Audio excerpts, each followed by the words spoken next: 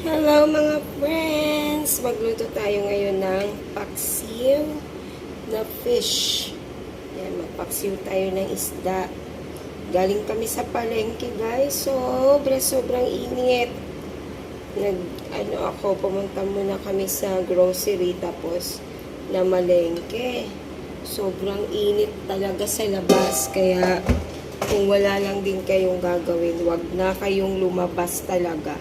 Mainit talaga. Magluluto tayo ng lunch. So, ito po yung aming lunch today. Paksiw na isda. So, lalagyan ko ng maraming bawang, sibuyas. Siyempre, hindi mawawala ang luya. Yan. Lagyan na natin yan.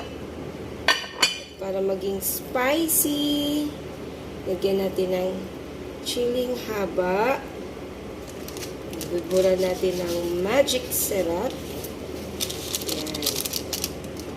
Tapos, gusto namin may eggplant. Talong. Damihan, kasi favorite nila yan. Gusto nila may talong-talong dyan. Yan. Okay.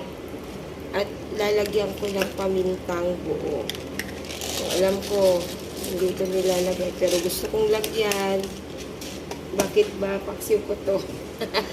Peace. Okay, then, lagyan natin ng suka. Yung iba nilalagyan ng toyo. Pero, ako suka lang. Kasi baka maging adobo.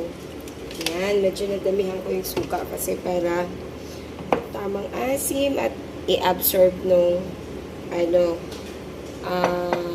talong. Yan.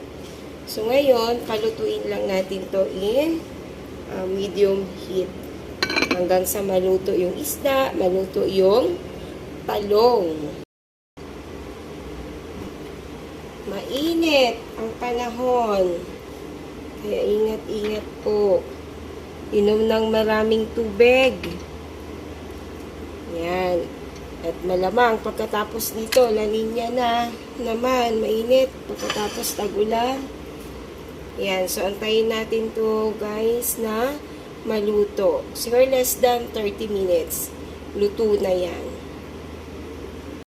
Ayan. Kulo-kulo na. Ang ganda ng kulay ng eggplant, diba? The purple eggplant.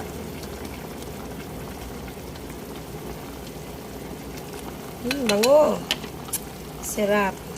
Kalagyan ko ng konti.